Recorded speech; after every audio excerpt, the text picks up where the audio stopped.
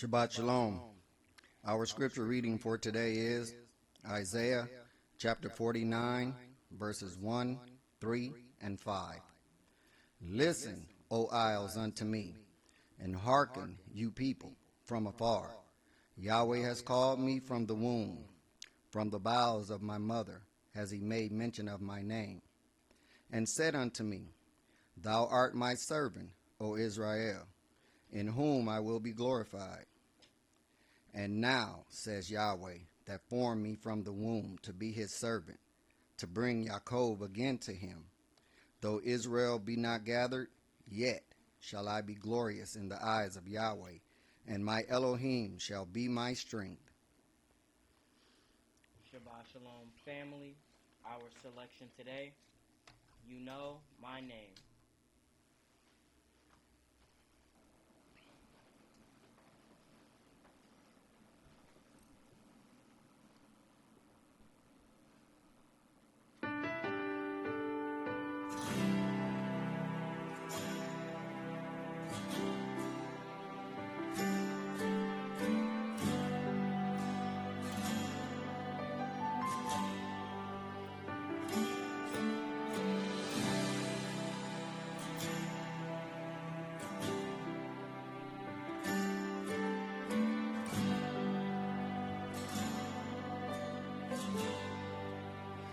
He knows my name, yet he knows my name. He knows my name. Yes, he knows my name.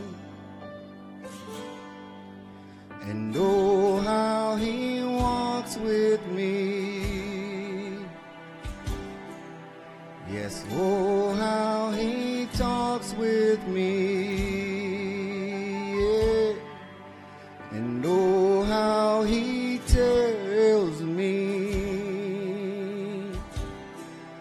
that I am his own.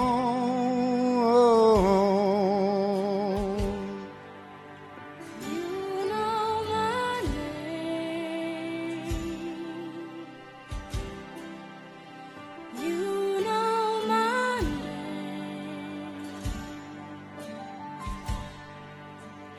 You know my name.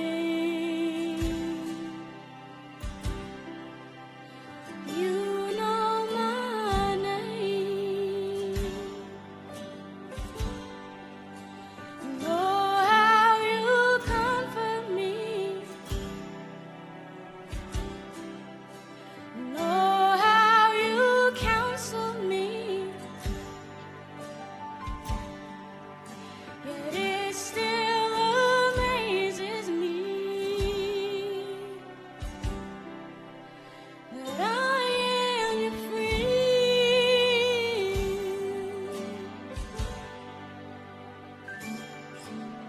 So now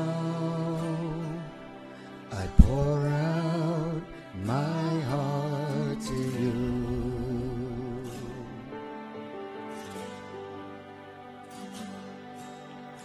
Here in your presence I am made new.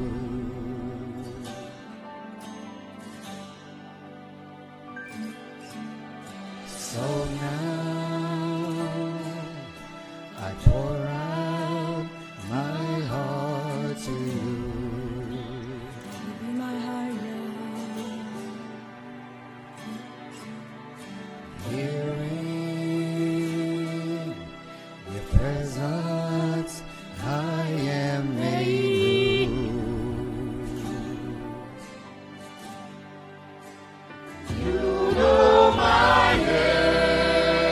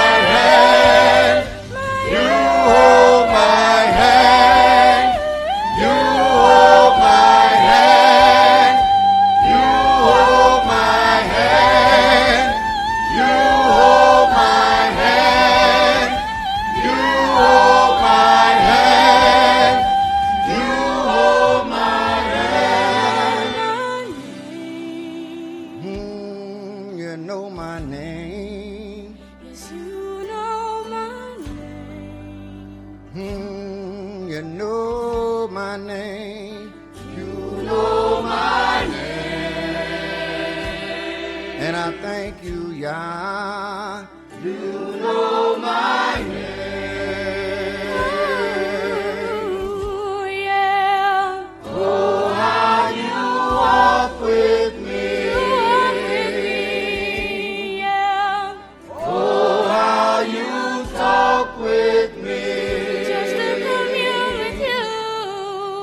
Oh, how you tell me.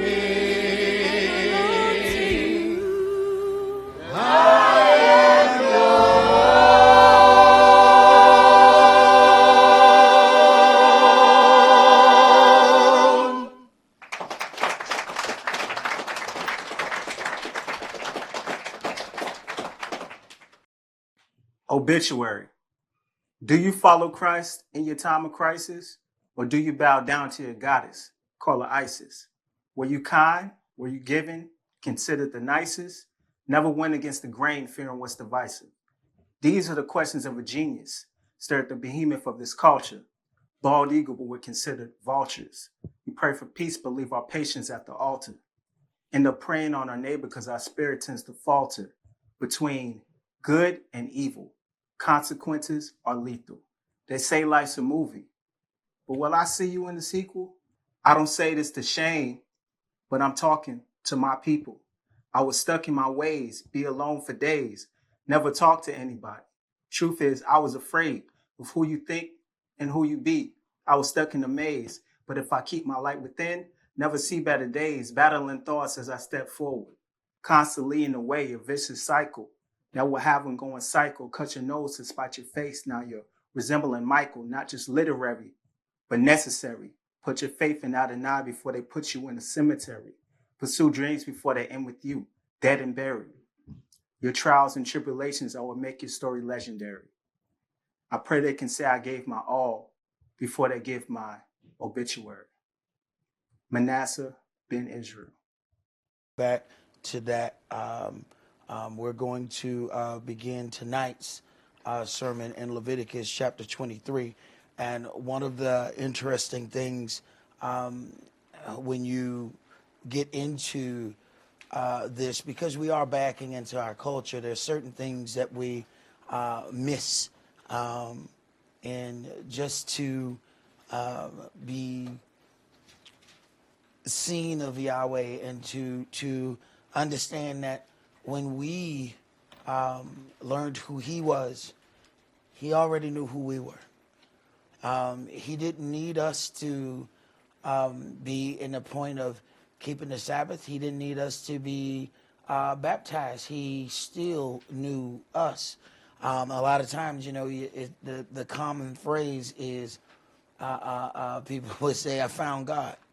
And the entire time we were the ones that were lost. So he, even in dealing in the beginning of the book, he didn't deal with them with the knowledge of them knowing who he was. He appeared unto them as El and El Shaddai. They didn't know Yahweh. But still covenants were made. Things were put in order. But as we grow, then he gets to grow in how he deals with us. We cannot be complacent to stay on an elementary level. That elementary level is where we don't have to make any changes. We just do what we do and just keep doing that same thing and hopes in hope that it grows. But as we get closer and closer to the redemption of the children of Israel, he is definitely going to turn up the heat, if you will, to test us. He has to figure out who's going to be captains over tens, captains over 50, captain over 100, captain over thousands. You don't figure out who are going to be captains by just letting everything go the way it is. Something has to happen. And when you look back in this book, there are events that took place where people solidified their future because of something that they did in the past. So let's begin in Leviticus chapter 23, and let's start that at verse 1. And Yahweh spake unto Moshe, saying, Speak unto the children of Israel, and say unto them, Concerning the feast of Yahweh, which you shall proclaim to be holy convocations, even these are my feasts. Now, the interesting thing right here is when you go past this whole setting is about dealing with holy convocation. If there's something is a holy convocation, it is a set apart day. So he starts this off, and it seems like he's on a different page because he starts talking about the Sabbath, but he's explaining the holy convocation. What's interesting is we kind of, and I didn't think that was a thing, but a lot of people don't recognize the Passover as a Sabbath because of how it's written. He doesn't say Sabbath right before it. He says, Speak unto the children of Israel and say unto them concerning the feast of Yahweh, which you shall proclaim to be holy convocations. If it's a holy convocation, it's a set apart day. So now he's about to mention the holy convocations. Go ahead. 6 days shall work be done, but the seventh day is the Shabbat of rest, an holy convocation. Wait a minute. The Sabbath of rest is a holy convocation. So he gives you that correlation so you know what they are. Keep going. You shall do no work therein. It is the Shabbat of Yahweh in all your dwellings. These are the feast of Yahweh, even holy convocations. Stop. These are the feasts of Yahweh, even holy convocations, which you shall proclaim in their seasons. Now he's about to list these holy convocations. Go ahead. In the 14th day of the first month at even is Yahweh's Passover. And on the 15th day of the same month is the feast of unleavened bread unto Yah. 7 days you must eat unleavened bread. All right. So what happens then, it's going to be this next line that throws a little confusion. Go ahead. In the first day you shall have an holy convocation. So because people didn't read holy convocation right before Passover, they don't recognize it as a holy convocation. Although he had already said 2 times before that, these are holy convocations. Here are my feasts. So you have to understand, you when you put it all in context, we must be getting close to some happenings. So Friday was what they call Good Friday. It was a Passover, a Sabbath, and then happened on Friday night. So that was a high Sabbath. But you have people that don't even recognize the Passover for what that is, just because the very first word doesn't say in the first day or in this day you shall have a holy convocation. It already said holy convocation 2 times before it mentioned the Passover. So you have to think about what's happening. So we had a high Sabbath. Then the first day of unleavened bread is a Sabbath. So you got a double Sabbath and then a Sabbath right behind each other. Go ahead. You shall do no servile work therein, but you shall offer an offering made by fire unto Yahweh 7 days. In the 7th day is an holy convocation. You shall do no servile work therein. Anytime we have to gather, the only thing is the new moons are not Sabbath unless it's the 7th one. That one is a holy convocation. But when you deal with us having to come into the sanctuary and set apart ourselves for that event, then we are gathering. It is a holy convocation. Go ahead.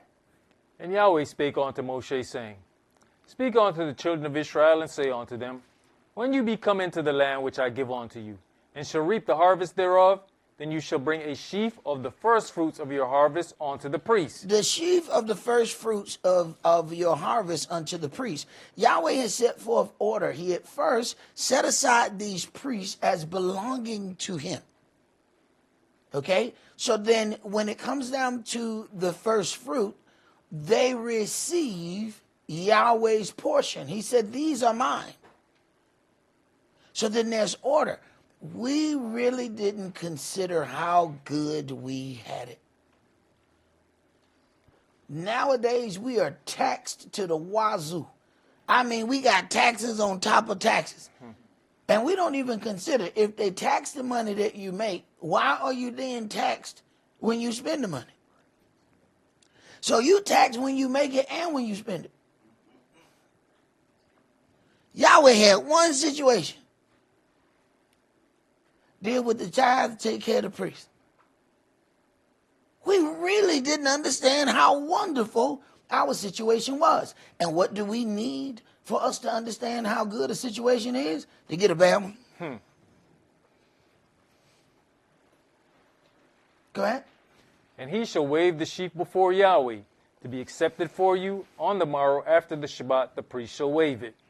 And you shall offer that day, when you wave the sheaf, an he-lamb without blemish of the first year for a burnt offering unto Yah. And the meat offering thereof shall be 2/10 deals of fine flour mingled with oil, an offering made by fire unto Yahweh for a sweet savor. And the drink offering thereof shall be of wine, the 4th part of an hin. And you shall eat neither bread, nor parched corn, nor green ears, until the selfsame day that you have brought an offering unto your Elohim. All right, so the beginning of unleavened bread starts tonight. Once we get to tomorrow, the first fruit, unless we offer our offering, we are not supposed to eat neither bread nor parched corn. Wait a minute now. Now, if you can't eat bread in the middle of unleavened bread, this is why somebody can't say, all right, well, you need to bring $1,000 seed offering. No, you don't understand how serious this is. If the person don't come with an offering, they can't eat bread, nor parched corn, nor green ears until the self-same day they have brought an offering unto your Elohim. They can barely eat anything. So how would you put a stipulation on how much a person has to bring, and then the stipulations are that high? But because we desire the prophets for hire, then we go for that. Go ahead. It shall be a statute forever throughout your generations and all your dwellings. All right, let's go to Exodus chapter 12.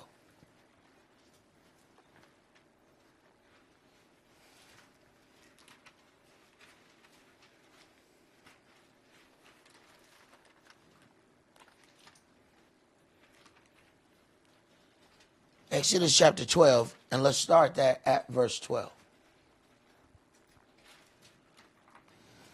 For I will pass through the land of Egypt this night, and will smite all the firstborn in the land of Egypt, both man and beast, and against all the gods of Egypt I'll execute judgment.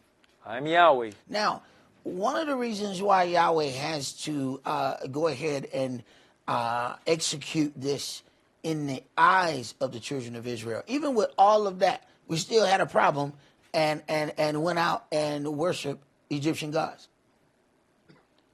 Yahweh has to deal with this in Israel's presence because he knows that over time they have developed a love for the Egyptian god. They have developed a form of respect, whether they want to admit it or not. Then when problems come, you see how much respect they had for the Egyptian god. So he needs to do this in their presence. So the whole part about, no, don't let them repent that quick. I need to show them. Because we could get shown something 1 or 2 times and still say, well, I don't remember. So he's got to really do this thing so that the children of Israel realize, no. We worship the true and living Elohim.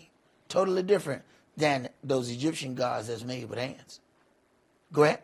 And the blood shall be to you for a token upon the houses where you are.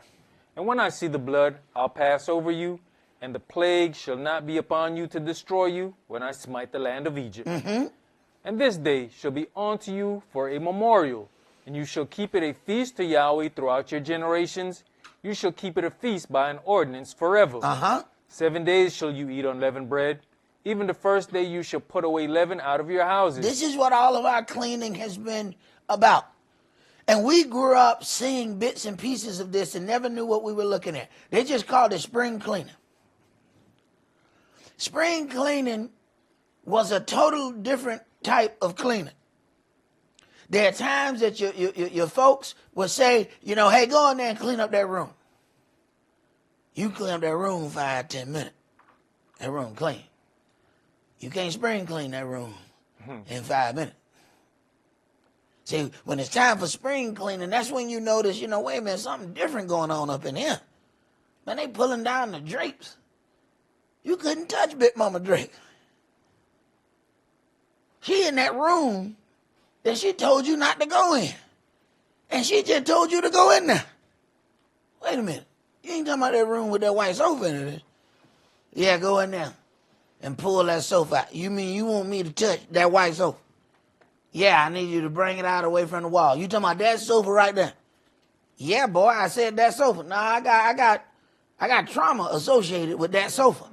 Every time I got near that sofa, I got hit in some kind of shape, fashion, or form. Something either flew around the corner or something. If you couldn't reach me, you threw something. I'm just not grabbing that. You absolutely positive and certain that you want me to move this sofa?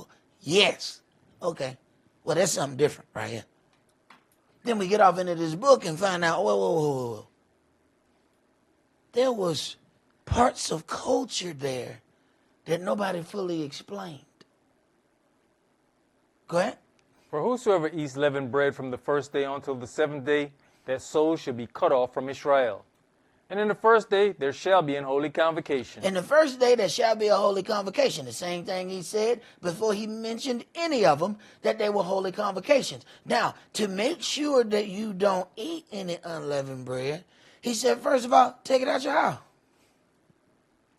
Now, we have other issues because we have to reside in the daughter of Babylon. And the daughter of Babylon put strange things in things that don't even have anything to do with it. You may think that you're eating something that don't have no reason to have any leaven in it.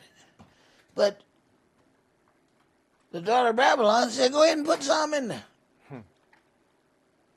And it would be one thing if we stayed in our houses all of those days.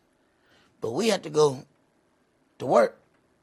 We have to go to other places. And you're going to be around some things that you should not be partaking in.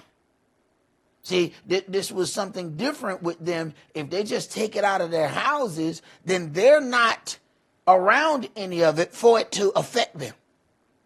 Go ahead. And in the seventh day there shall be an holy convocation to you. No manner of work shall be done in them, save that which every man must eat, that only may be done of you. And you shall observe the feast of unleavened bread, for in this self same day have I brought your armies out of the land of Egypt. So he brought the armies out of Egypt. It's unleavened bread. Leaven makes things rise. It is then a representation of sin, and he brought us out unleavened. He wants us to be without this sin. But there's a process that we have to go through for that. Go ahead. Therefore shall you observe this day in your generations by an ordinance forever. In the first month, on the 14th day of the month at even, you shall eat unleavened bread, until the 21st day of the month at even. 7 days shall there be no leaven found in your houses. For whosoever eats that which is leavened, even that soul shall be cut off from the congregation of Israel. Now, so there shall no leaven be found in your houses. This is much more difficult in this land than it will be in our own.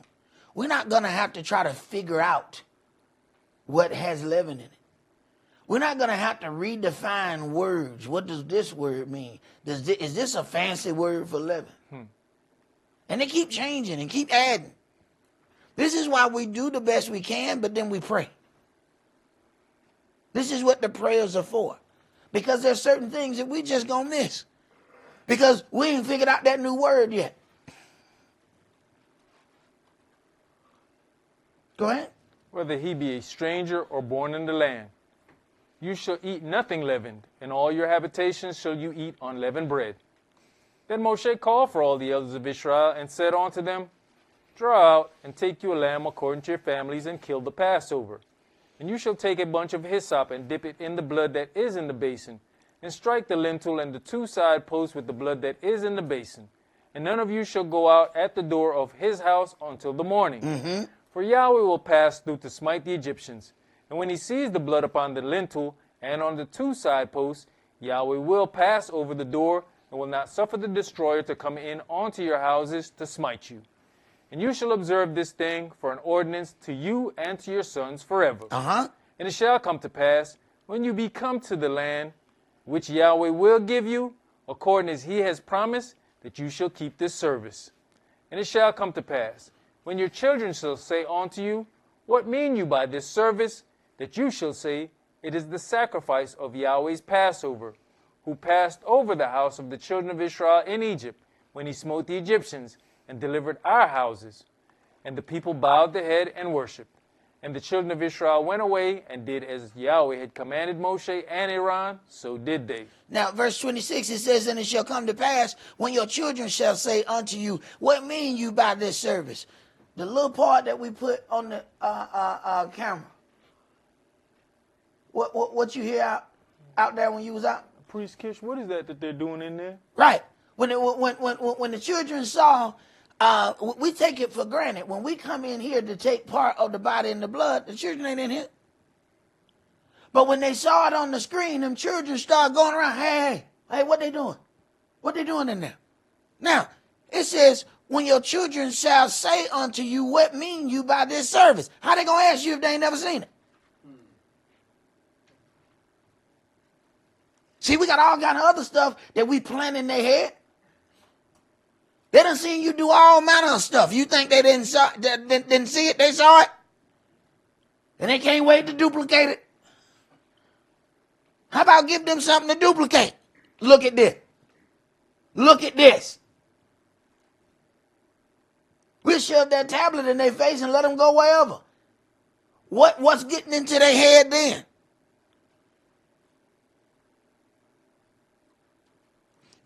Those children are supposed to see it so they can ask, What mean you by this service? What were they doing in there?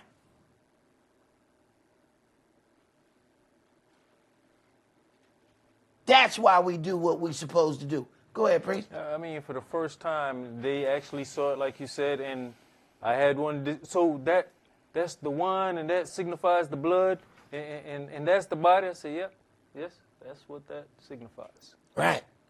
But see, we'll let our kids see us fighting each other in the middle of the street. We done already let them see all the stuff they ain't supposed to see. Let's go to Leviticus chapter 2.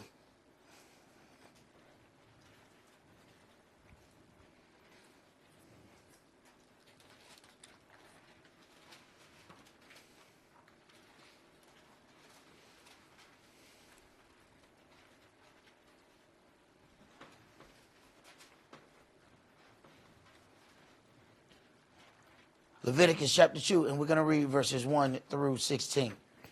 And when any will offer meat offering unto Yahweh, his offering shall be of fine flour, and he shall pour oil upon it, and put frankincense thereon. And he shall bring it to Aaron's sons, the priests, and he shall take thereout his handful of the flour thereof, and of the oil thereof, with all the frankincense thereof. And the priest shall burn the memorial of it upon the altar, to be an offering made by fire of a sweet savor unto Yahweh. And the remnant of the meat offering shall be Aaron's and his sons. It is a thing most holy of the offerings of Yahweh made by fire. And if you bring an oblation of a meat offering baken in the oven, it shall be unleavened cakes of fine flour mingled with oil, or unleavened wafers anointed with oil. And if your oblation be a meat offering baken in a pan, it shall be of fine flour unleavened, mingled with oil. You shall part it in pieces, and pour oil thereon. It is a meat offering. And if your oblation be a meat offering baken in the frying pan, it shall be made of fine flour with oil. And you shall bring the meat offering that is made of these things unto Yahweh. And when it is presented unto the priest, he shall bring it unto the altar. And the priest shall take from the meat offering a memorial thereof, and shall burn it upon the altar. It is an offering made by fire, of a sweet savor unto Yah. And that which is left of the meat offering shall be Aaron's and his sons. It is a thing most holy of the offerings of Yahweh made by fire. No meat offering which you shall bring unto Yahweh shall be made with leaven. No meat offering which you shall bring unto Yahweh shall be made with leaven. Go ahead. For you shall burn no leaven, nor any honey in any offering of Yahweh made by fire. As for the oblation of the first fruits, you shall offer them unto Yahweh, but they shall not be burnt on the altar for a sweet savor. And every oblation of your meat offerings shall you season with salt. Now, they tell us, they said, at a certain point, you need to take that salt out your diet. Yahweh said every last one of them need to have salt. We said what the doctor said. We got to stay away from salt. Then we find out, wait a minute, it's different kind of salt. That salt we was eating, we wasn't supposed to be eating no way. So now, because they give us the salt that they done stepped on,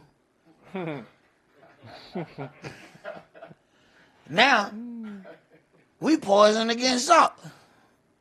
Because we done got the wrong kind. Go ahead. And every oblation of your meat offering shall you season with salt.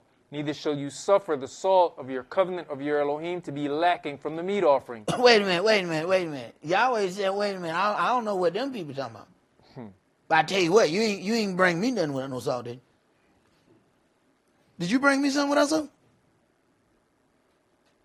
Okay, go ahead. With all your offerings you shall offer salt. And if you offer a meat offering of your first fruits unto Yahweh, you shall offer for the meat offering of your first fruits green ears of corn dried by the fire, even corn beaten out of full ears. And you shall put oil upon it, and lay frankincense thereon. It is a meat offering. And the priest shall burn the memorial of it, part of the beaten corn thereof, and part of the oil thereof, with all the frankincense thereof. It is an offering made by fire unto Yah. When we consider how how much weight he has put on this unleavened bread, when you consider that the priests were making the showbread, and it was a perpetual situation. I want you to go to the next graphic and read that line there. It's going to be Psalm 78. Psalm 78, verses 24 through 25. And had rained down manna upon them to eat, and had given them of the corn of heaven. Wait a minute. So the children of Israel were eating the corn of heaven. Read the next line. Man did eat angels' food. He sent them meat to the full. Man did eat angels' food. We eventually complained about the angels' food. We eventually said, our soul loathes this light bread. Is this Wonder Bread? What is it? We loathe it. We tired of this bread. Man did eat angels' food. Let's go to Judges chapter 6.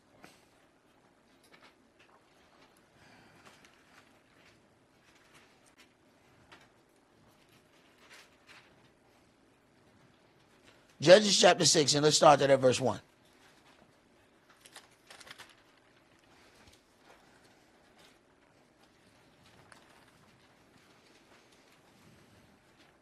And the children of Israel did evil in the sight of Yahweh, and Yahweh delivered them into the hand of Midian 7 years.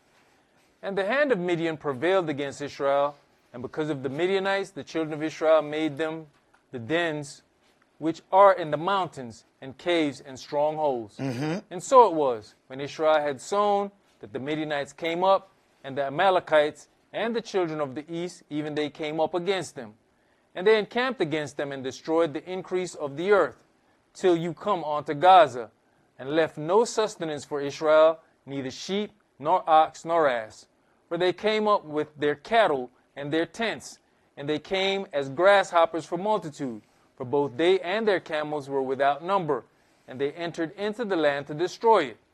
And Israel was greatly impoverished because of the Midianites, and the children of Israel cried unto Yahweh. And it came to pass, when the children of Israel cried unto Yahweh because of the Midianites, that Yahweh sent a prophet unto the children of Israel. So we start to see a pattern, and this goes all throughout Judges. All right? Verse 1, and the children of Israel did evil in the sight of Yahweh, and Yahweh delivered them into the hand of Midian 7 years. Right after the children of Israel get off beside themselves, they end up in slavery over and over and over again.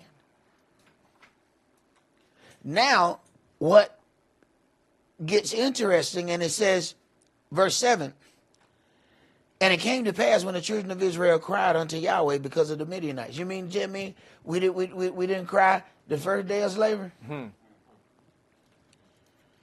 Not the second day? The third day or fourth day? Why all of a sudden he said they cried? See, what we just got through hearing were a group of people practicing and singing a song together. You know, if all of them hit different notes at different times, it sound like noise. Only when they began to hit the notes on time, the right notes, and this and something has to go, and you can clearly tell, you know, sometimes when especially if you come to a practice, you can tell those who've been to practice and those who have not. Their notes don't be right. They oohing when they supposed to be on. They oohing on this level. They supposed to be oohing up here. They be like, you oohing too low. You got a low ooh. You supposed to have a high ooh. You got the wrong ooh. You can tell. See, they ain't had enough practice. See, they either had other things going on or whatever it was. They ain't had enough practice. Yahweh said, well, I ain't hearing them. They oohs ain't right. But all of a sudden, he said, their cry came unto me. What happened? They started oohing together. See, that's what happened when you done went through some things. Your oohs start to line up. You can see your neighbor over there and you can help him. Hey, you're oohing wrong. Look, we got to ooh together. All right? We need him to hear us. All right? We need him to hear us. He not going to hear us until this sounds like a song. All right? Now, ooh right. Let's do it again. So all of a sudden, now the children of Israel's prayers are coming and they sound like musical notes. Why? Because everybody ain't praying for something different. See, when we got the same problem, we got the same prayer. See, when we all individualize, one person is praying for redemption, the other person saying, I really want some 20s. When I put them 20s on that truck, and I'm going to lower it. See, I'm going to get the rims to come up high, and then I'm going to drop the truck down. Oh, it's going to sit chunky. That's their prayer. Other person is praying for redemption. Yahweh said, they ain't oohing together. They not oohing together. So see, once I can get this one to stop praying about the rims, and then they start talking about redemption, now we got a musical note. Now these oohs are coming together. See, now he can tell they've been to practice. They've been practicing. So when you ain't practicing enough, then he got to make you practice. He said, oh, you must not have enough problems. That's why you ain't been to practice.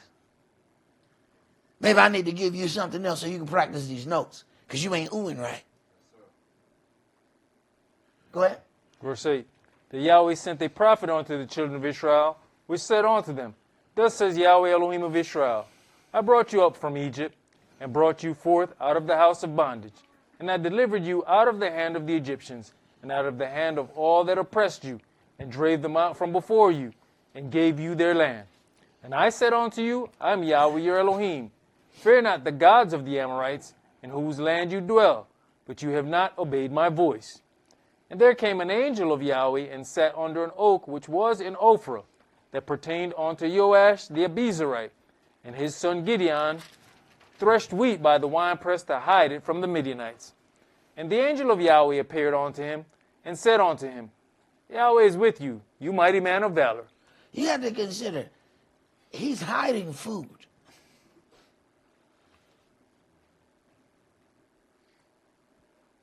After so much of boasting ourselves against our Creator, we down to a point where we got to hide food. Go ahead. And Gideon said unto him, O my Adonai, if Yahweh be with us, why then is all this befallen us? Don't we ask the same question? If Yahweh with me, why I'm going through this stuff that I'm going through? Oh, we ask the same question. But we don't want to hear that our prayer is sounding like noise. We don't want to hear that. We just want to know, if Yahweh with us, why are we going through this? Go ahead. You know, Elder, you got to look at people's thought process. The angel said to him, Yahweh's with you, you man of valor. And he said, if Yahweh's with us. So he didn't take, oh, Yahweh's with me, my own personal pocket God, and say, hey, everything's going to be okay for me. He reflected back to the whole nation. Right. Because at the end of the day, what good is a personal prophecy going to do me? My people out here suffering, but you come and tell me, you going to start a business. Oh, yeah? Well, congratulations to me, but what about the rest of my folks? Go ahead. And where be all his miracles which our fathers told us of, saying, Did not Yahweh bring us up from Egypt? But now Yahweh has forsaken us and delivered us into the hand of the Midianites. Now, you see how we focus on our current situation. Are we going back and saying, okay, how did we get in that situation though? See, we will call out I ain't got this and I ain't got that. Well, wait a minute, I hit this thing in reverse. Now, let's see the actions that were made before you got here. Don't just talk about where you at right now. Let's discuss how you got right there. Because, see, that's how we're going to fix it. We ain't going to whine ourselves to prosperity. No, you got to find out how you got here. Go ahead. And Yahweh looked upon him and said, Go in this your might, and you shall save Israel from the hand of the Midianites. Have not I sent you? And he said unto him, Oh, my Adonai, wherewith shall I save Israel? Behold, my family is poor in Manasseh, and I am the least in my father's house. Right, and that's why Yahweh wanted. See, had you come from a great lineage of one of the kings, they would say it was the king in you that caused you to rise up and do this great deed. But because I got the poorest one of a poor family, they're going to know it was me when you're done. So we think Yahweh is going to pick us if we get to be great. And sometimes he's waiting for you to finish failing, so he can go ahead and pick you. But you need to make sure you through, right? You ain't going to try nothing else. You done, right? All right, now I can start, because we're not going to work at the same time. See, a master mechanic don't work with the person who started yesterday, and y'all gonna work side by side. No. What you doing is getting in my way. Every time I set my tools out, you come here and move something. Look, Let me know when you finish. Go ahead. And Yahweh said unto him, Surely I'll be with you, and you shall smite the Midianites as one man. And he said unto him, If now I have found grace in your sight, then show me a sign that you talk with me. Depart not hence, I pray you, until I come unto you, and bring forth my present, and set it before you. And he said, I'll tarry until you come again. Now, wait a minute. He says, verse 17, and he said unto him, If now I have found grace in your sight, then show me a sign that you talk with me. Now, show me a sign. He didn't just say, show me a sign. He's going to, okay, depart not hence, I pray you, until I come to you and bring forth my present and set it before you. And he said, I'll tarry until you come again. Wait a minute. How is it that folks have a whole conversation? They said, I talked to the Lord. Oh, yeah, well, what did you offer? Wait a minute. So you didn't make no offering, but he gave you something? What do you have to present? You ever notice how we always getting something? But it's not something for the whole nation. It's something for that individual person. Go ahead. And Gideon went in and made ready a kid and unleavened cakes of an ephah of flour. Wait a minute. So he made something that was close to angels' food. It's funny how the prophets for hire never go through any of this at all. Go ahead. The flesh he put in a basket, and he put the broth in a pot and brought it out unto him under the oak and presented it. And the angel of Elohim said unto him, Take the flesh and the unleavened cakes and lay them upon this rock and pour out the broth. And he did so. Pour out the broth because it's got blood in it. But take that unleavened cake and set it on that rock. Go ahead. Then the angel of Yahweh put forth the end of the staff that was in his hand and touched the flesh and the unleavened cakes. And there rose a fire out of the rock and consumed the flesh and the unleavened cakes.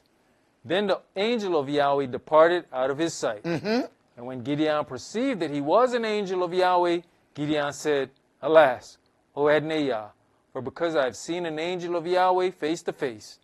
And Yahweh said unto him, Peace be unto you, fear not, you shall not die. Peace be unto you, fear not, you shall not die.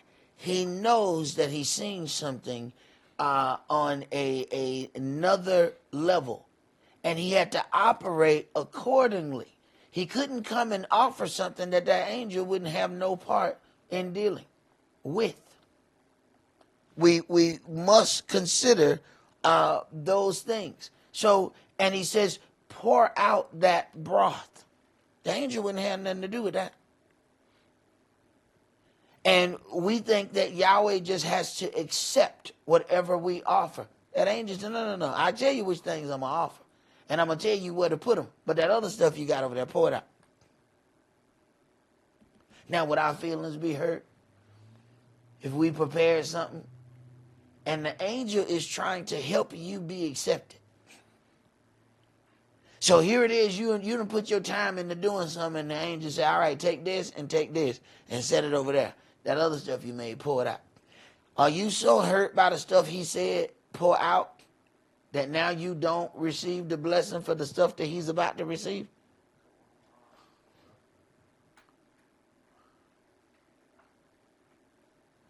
Okay. Let's go to 1 Corinthians chapter 5. It may be, what if he doesn't tell you to pour it out? Now he can't accept none of it. But are we so hurt by what we lost that now we can't gain anything?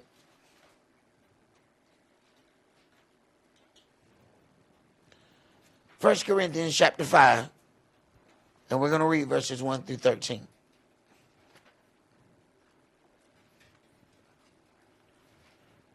You know, Elder, one of the good things about grilling is you don't get to keep the broth. Nope. You sure don't. All that broth slide right on down at the bottom of that grill. You ain't got nothing to do with none of that. And we wonder why we love grilling so much. We love it because our God loves it. Wait a minute. You love him, you got to love what he loves, right? Okay. We love it. We don't even know why. We go to folk house, the grill crank up, we'll just go next door. Hey, how you doing? I was on my way in the house, but I smelt you was out here. We just attracted to the grill and we don't know why. If you did right, you grilled. If you did wrong, you grilled. If you felt happy, you grilled. If you felt sad, wait a minute, you grilled. Okay. All right. Okay. Go ahead, priest. It is reported commonly that there is fornication among you, and such fornication is not so much as named among the Gentiles, that one should have his father's wife. And you are puffed up, and have not rather mourned that he that has done this deed might be taken away from among you. Now, you are puffed up. If you are puffed up, then you are full of leaven at this point. And all you have to do to be puffed up is now this individual needs to be taken away from among you, but you don't want it to happen. We watched the whole tribe almost get killed off in our history because Benjamin decided they didn't want to give up the men who had done the evil deed. They were puffed up. They were full of leaven, whether or not they had actually done the deed. It wasn't them. They just had to give up the men.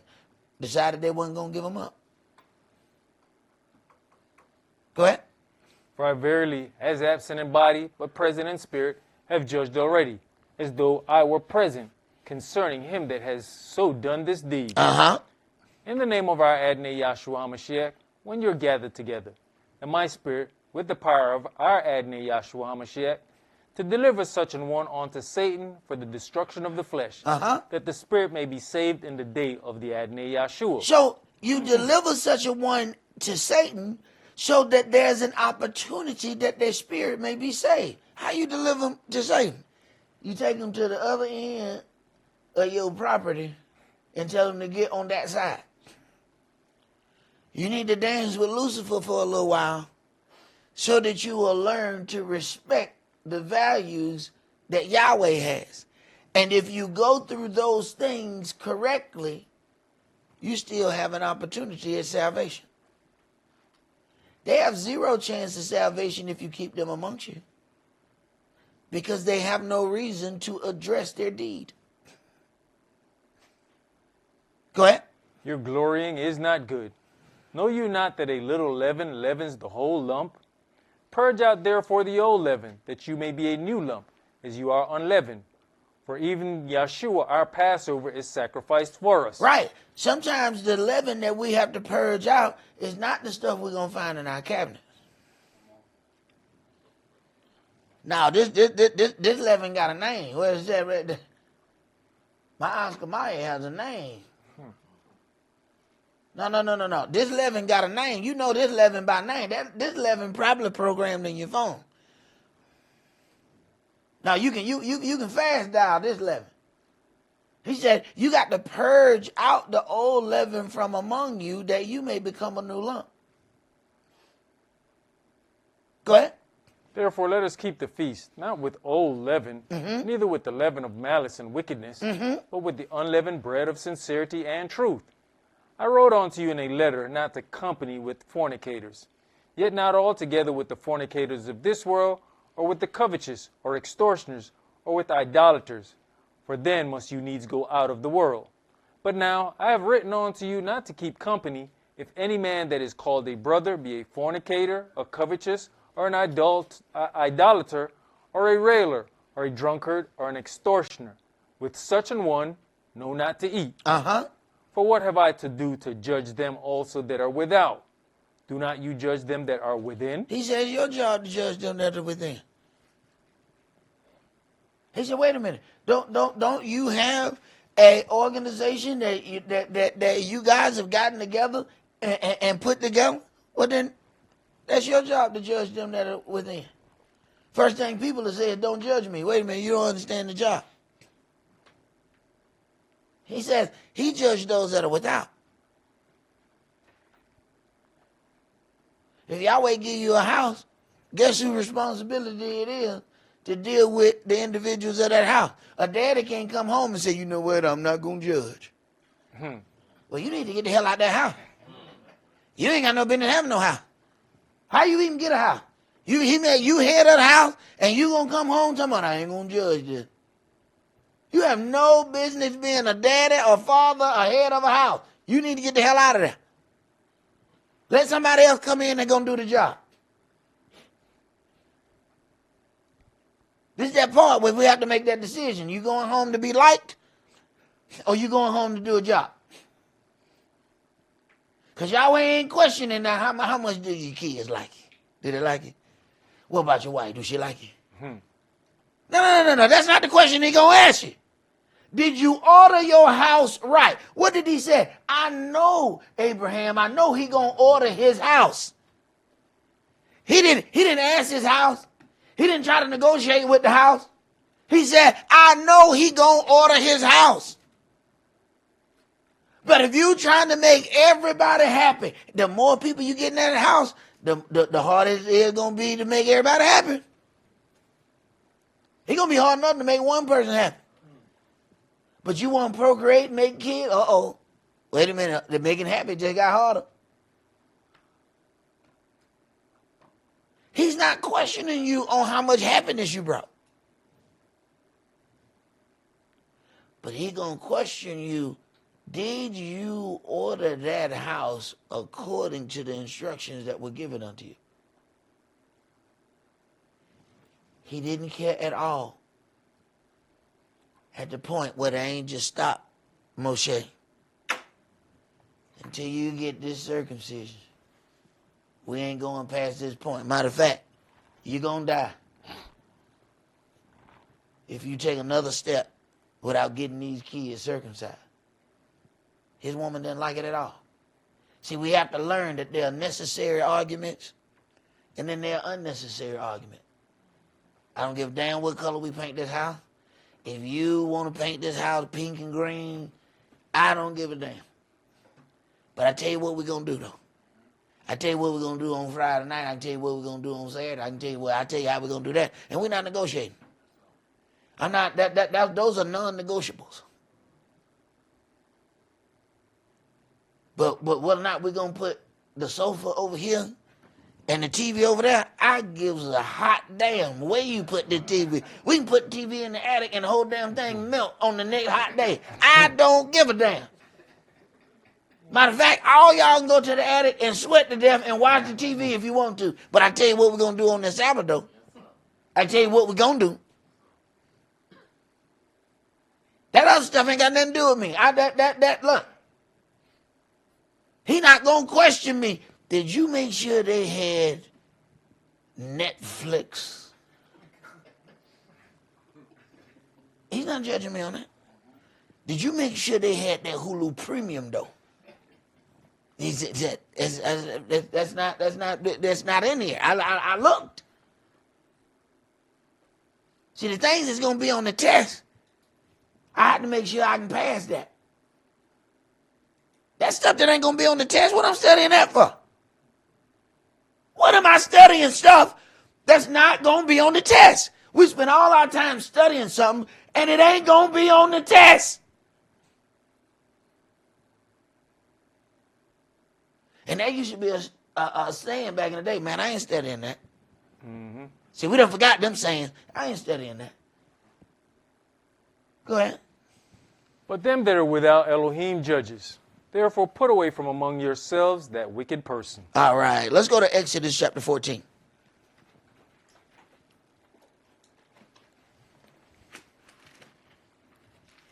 See, we need to get back to that. No, I ain't studying that. That stuff ain't gonna be on the test. I'm not spending any time with that.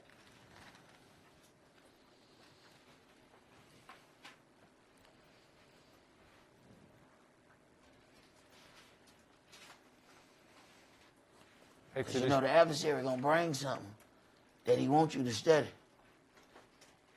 Because see, here's the thing. If he can give you something else, then that means it's something that you ain't doing. Because he got you occupied with something else. Exodus chapter 14, let's start that at verse 1. And Yahweh spake unto Moshe, saying, Speak unto the children of Israel, that they turn and encamp before Pi-Hahiroth, between Migdal and the sea, over against Baal-Zephon. Before it shall you encamp by the sea. For Pharaoh will say of the children of Israel, They are entangled in the land, the wilderness has shut them in. And I'll harden Pharaoh's heart, that he shall follow after them. And I'll be honored upon Pharaoh and upon all his hosts, that the Egyptians may know that I am Yahweh. And they did so. So he will box you in so you can't get away, but this is his plan. Man, when you look at this plan, you're like, man, well, hold on. This plan, Yahweh don't, I don't think we should turn left. Yahweh, I don't think we should turn left. Turn left, my son. Yahweh, you got the directions wrong. Turn left, son. Yeah, but we're going to be boxed in. I know. Turn left. And then we so educated, we turn right. Because, we know that that's a dead end. So Yahweh got to be, Yahweh just, he had a bad day in heaven. He didn't understand. He got a little turned around. But now because we made the right turn, and then, we escaped that situation and we said, see, I knew it was right. But we just robbed him of an opportunity for him to get some glory. He told you to turn left so he can get some glory. You went right, and you got some glory. Matter of fact, you was praising yourself before it was even over. I knew this was the right turn. Did nothing happen. You got your praise. But he didn't get his. Go ahead. And it was told the king of Egypt that the people fled, and the heart of Pharaoh and of his servants was turned against the people. And they said, Why have we done this, that we have let Israel go from serving us? And he made ready his chariot and took his people with him. Now, you might want to pay attention to these words. I know a lot of times, people say, all right, we're reading this stuff of history. Hey, on the back of that dollar is an Egyptian pyramid with the all-seeing eye of Horus, the Egyptian god. Now, first, we have to ask ourselves, if this is a Christian country, why the hell is the Egyptian god on the back of the most circulated denomination of currency? The most circulated note has an Egyptian god on it. Why? So then when we read the things of Egypt, we say, we reading that past stuff. Now, you might be reading for next week. You can keep on reading this and think that you're reading some history. Go ahead. And he took 600 chosen chariots, and all the chariots of Egypt, and captains over every one of them. And Yahweh hardened the heart of Pharaoh, king of Egypt, and he pursued after the children of Israel. And we ain't got to do much to harden the heart of the king in Egypt right now. Okay, go ahead. And the children of Israel went out with an high hand. But the Egyptians pursued after them, all the horses and chariots of Pharaoh, and his horsemen and his army, and overtook them encamping by the sea, beside Pi-Hahiroth, before Baal-Zephon. And when Pharaoh drew near, the children of Israel lifted up their eyes, and behold, the Egyptians marched after them. And they were sore afraid. And the children of Israel cried out unto Yahweh. And they said unto Moshe, Because there were no graves in Egypt, have you taken us away to die in the wilderness? Now Yahweh don't know what he's doing. See, the first sign of trouble in our life, Yahweh made a mistake. Told y'all we shouldn't have came out. We should have just stayed in there and served those people. Go ahead. Wherefore have you dealt thus with us, to carry us forth out of Egypt? Is not this the word that we did tell you in Egypt, saying, Let us alone, that we may serve the Egyptians? Right. I hope you're listening. Because we're going to say the same thing again. Yo, come out here with this stuff talking about the Babylon and this place is Babylon. And now we out here. We should have never came out here. Okay. Go ahead. For it had been better for us to serve the Egyptians than that we should die in the wilderness. And Moshe said unto the people, Fear you not, stand still, and see the salvation of Yahweh, which he will show you today. For the Egyptians whom you have seen today, you shall see them again no more forever. Yahweh shall fight for you, and you shall hold your peace. And Yahweh said unto Moshe, Wherefore crieth you unto me? Speak unto the children of Israel that they go forward. But lift you up your rod, and stretch out your hand over the sea, and divide it. And the children of Israel shall go on dry ground through the midst of the sea. The children of Israel shall go on dry ground through the midst of the sea. They said, you done brought us to the wrong place. Now, you know, after they have a problem with Moshe, after they have a problem with Yahweh, you know they bringing that problem to Moshe. You sure you supposed to be our leader? Go ahead. And I, behold, I'll harden the hearts of the Egyptians, and they shall follow them. And I'll get me honor upon Pharaoh, and upon all his hosts, upon his chariots, and upon his horsemen. And the Egyptians shall know that I am Yahweh, when I have gotten me honor upon Pharaoh, upon his chariots, and upon his horsemen. But if he doesn't lead us to the place where we boxed in, he doesn't get this glory. If you decide that, you know what, I'm not going to make that turn where I'm going to get boxed in, I'm going to go this other way, I know a shortcut. Yahweh don't get his glory. I mean, you get yours, but he didn't get his. Go ahead. And the angel of Elohim, which went before the camp of Israel, removed and went behind them. And the pillar of the cloud went from before their face and stood behind them. And it came between the camp of the Egyptians and the camp of Israel. And it was a cloud and darkness to them, but it gave light by night to these, so that the one came not near the other all the night. And Moshe stretched out his hand over the sea, and Yahweh caused the sea to go back by a strong east wind all that night, and made the sea dry land, and the waters were divided. And the children of Israel went into the midst of the sea upon the dry ground, and the waters were a wall unto them on their right hand and on their left. You have any idea how frightening that's got to be? It's one thing to read that. Do you understand how loud? First of all, we've been getting some of the wind gusts that you hear the wind so much more lately. You have any idea how loud this has got to sound for it to be enough wind to divide water? And then he's telling you, walk through it. You talking about through that right there? Yeah, boy, you heard me walk through that. Now you ain't talking about through that water, right? You ain't talking about through that. And water covering all over. Go ahead and walk through that. You talking about with the noise? You want me to walk through that right there? Yeah, go ahead and walk. We don't consider what that had to be like. But it's that situation that Yahweh is going to get him some glory out of.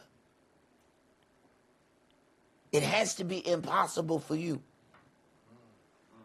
for it to be possible for him. If it ain't impossible for you, he really didn't get no glory out of it. If you could possibly do it, he's like, no, don't call me for that one. No, I think, saying you could do this and do this and do that, and you can make that happen. No, call me when you need me. Now, you can do that one on your own. See, I can do this for you, but you're still not going to give me the credit. Because you're still going to think you did it. Go ahead. Doesn't Yahweh keep giving us simply the example of these things? Wasn't it some years back when the Tampa Bay waters got sucked away? Man, anytime them waters move, I am number one. Somebody need to get the hell on. When them tsunami hit, the goats was the only thing, the animals was the only thing going up. And they were like, hey man, something ain't right. The water just kept coming further and further back. The folk on the beach, they whoa, whoa. I mean, they having a good time. Don't nobody notice these goats saying, hey, bro, hey, dog, hey, we out of here. When you look up and the goat is all, hey man, why them goats and chickens and all that? Hey, first of all, goats and chickens don't hang out. Why animals that don't hang out going the same way? Because all of them, they looking at us, these folks supposed to be smart. Y'all don't hear that? Y'all don't hear the water being sucked up. You know it's going to burp that back out in a minute, right? Now, we supposed to be so intelligent. We supposed to be on top of the food chain. Why was everything going to the top of the hill? Except the smartest individuals at the resort. Everything that bought tickets didn't go to the high mountain, but the animals did. Go ahead. And the Egyptians pursued and went in after them to the midst of the sea, even all Pharaoh's horses, his chariots, and his horsemen. And it came to pass that in the morning watch, Yahweh looked on the host of the Egyptians through the pillar of fire and of the cloud, and troubled the host of the Egyptians, and took off their chariot wheels, that they drave them heavily, so that the Egyptians said, let us flee from the face of Israel, for Yahweh fights for them against the Egyptians. And Yahweh said unto Moshe, stretch out your hand over the sea, that the waters may come again upon the Egyptians, upon their chariots and upon their horsemen. Now, he doesn't get this opportunity if he doesn't box them in. He must box them in. My elder used to say all the time, you do realize that we the bait for the trap, right?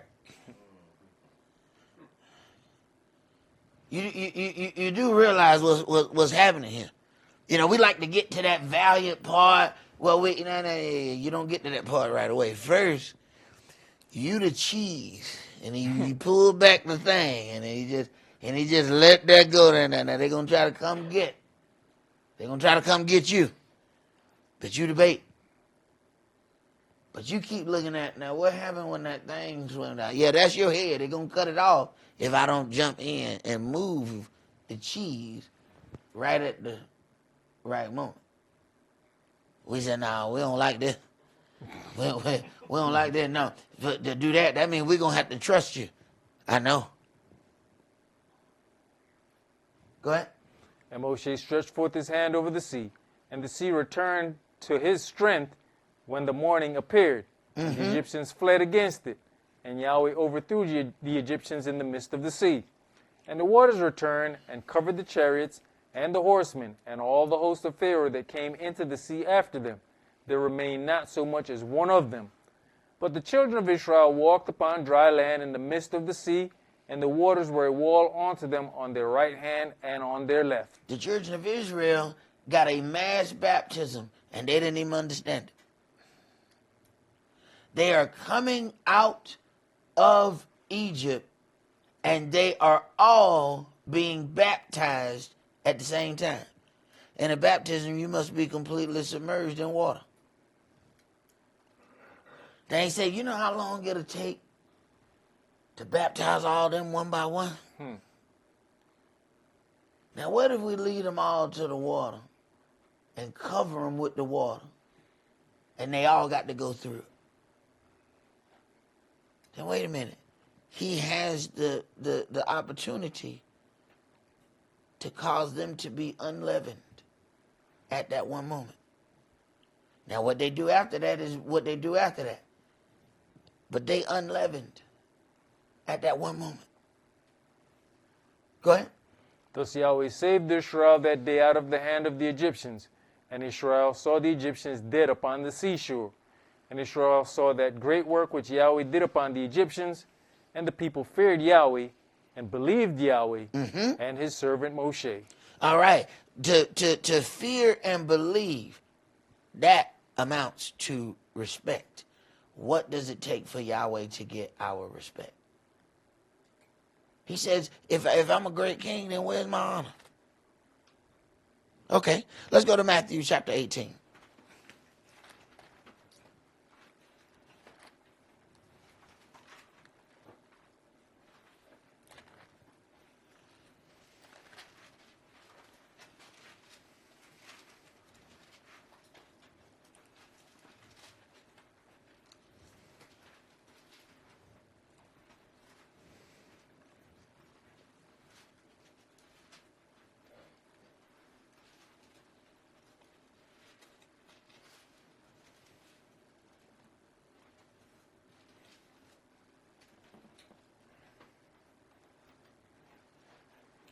Start this at verse 21.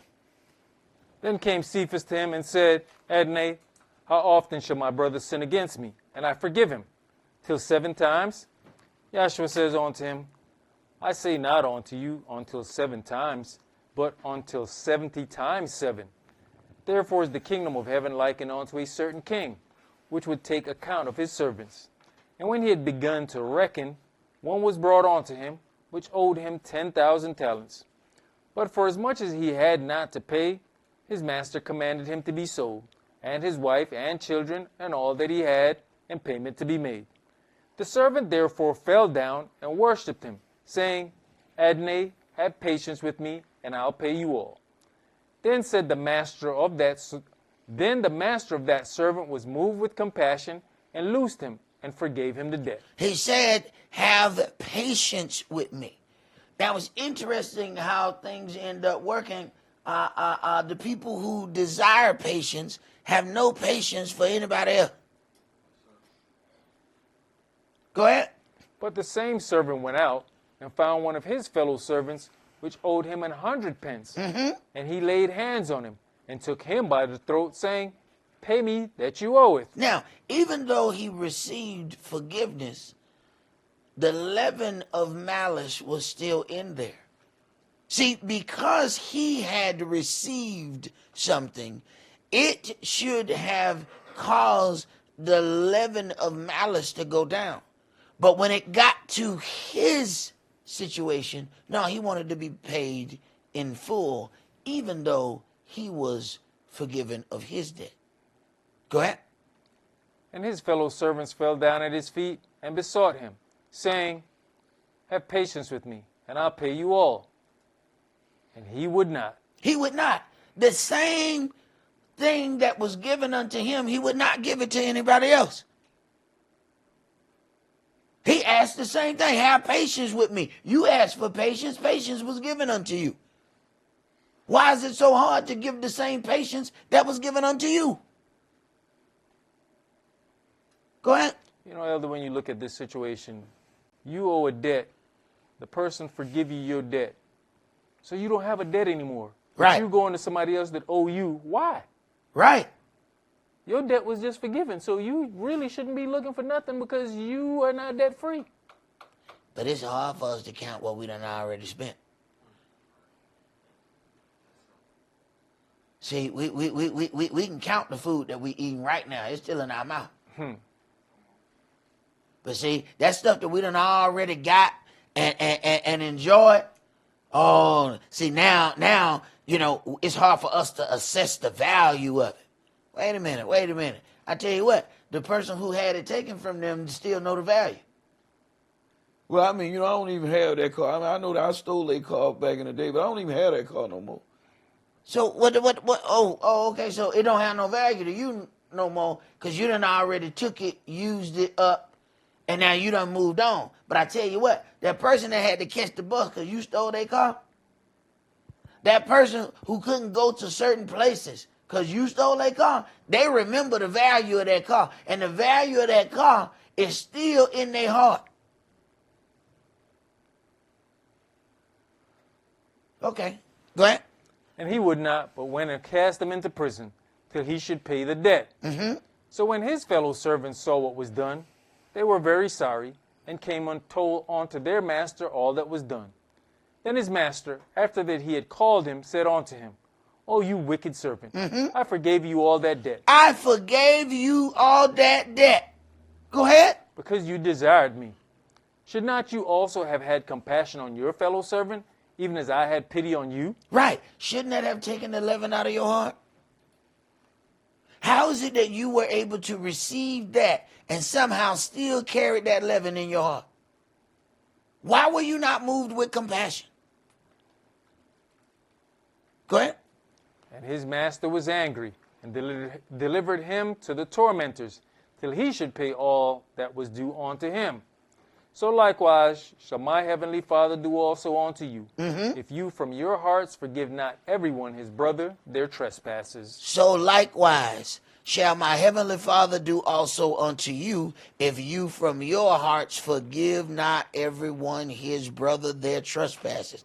We have to consider, we want to receive certain things, but are you able to give the things that you intend on receiving? If not, then we're standing in hypocrisy.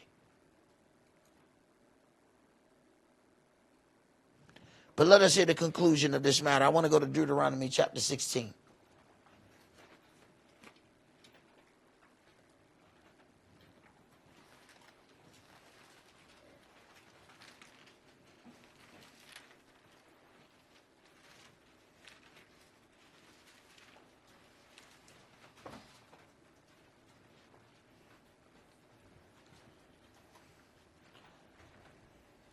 Deuteronomy 16, and I want you to read verses 16 and 17.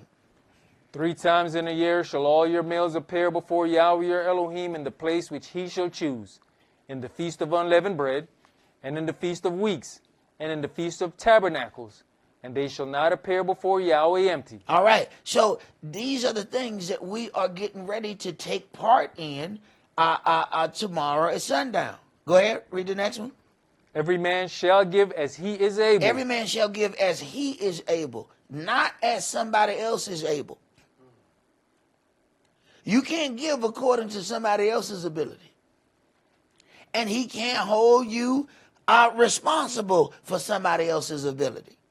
That's why when I hear the people saying, oh, you need to bring this much, or you need to bring this much.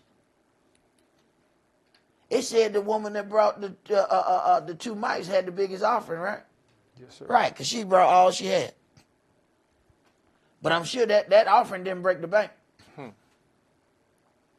The bank wasn't going to open on Sunday because you showed up with 2 mice.